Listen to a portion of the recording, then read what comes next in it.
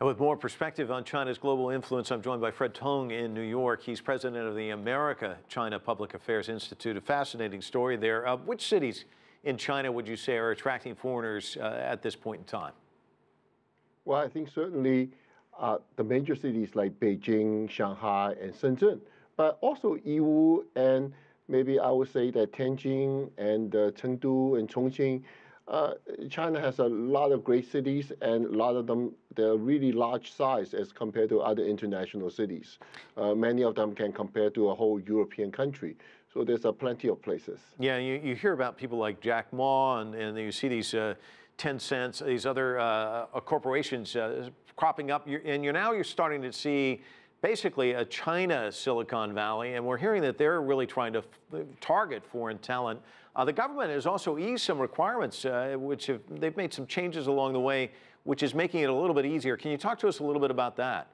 Yeah, actually, since the open and reform policy established by Deng Xiaoping, the current China has been quite open, hiring foreign talent, foreign professionals to help with their developments. And certainly with Jack Ma and others, they are also attracting foreigners. Foreigners are no longer just go to China and work for a couple of months and leave.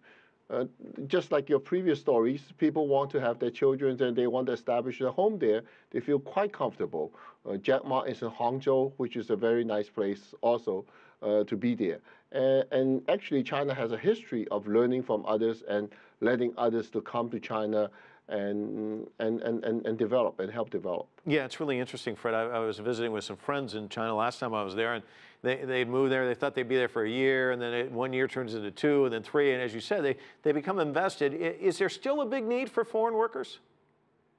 Well, this is a way, just as a foreigner does not really qualify the person to get this special status, but they're looking for foreign talent, the type of people really like China, love China, as well as they have these skills to contribute, and they're very, very welcome. And as they develop, that's why they need to have some sort of standard in terms of immigration policy, foreign worker policy.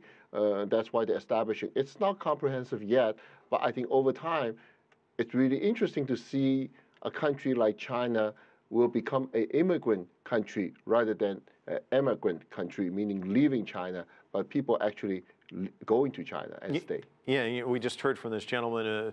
He was talking about visitors coming from the Middle East, bringing food with them. Now they don't have to. What are some of the challenges foreigners face and some of the benefits, if you will? Well, I think people have to have an open mind. China, besides Beijing, Shanghai, and a couple of the large cities, they're very modern. Some of the outside cities, some of the facilities and so forth, it's not 100% to American standards, but I would say that at least it's matching European standards already. Most of the food items and so forth are available.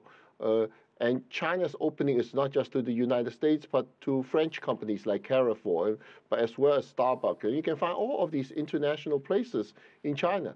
It is quite comfortable. In a lot of the places, people do speak English, but language could be a challenge in the smaller cities. If people have an open mind and adventurous, I think they will find China very comfortable. And, we heard about the smog and all these different issues, but these are really happening to some of the industrial cities and major cities. I was just recently in Xinjiang, which is the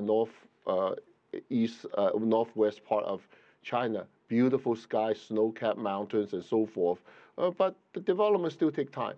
But like your train story earlier, China is developing trains. They're making their own trains. They're making their own planes, their highways, their tunnels, their airport. They're building one new airport every week. It is quite amazing how fast they're developing. Yeah, it's an incredible story. Fred, thanks so much. Always a pleasure talking to you.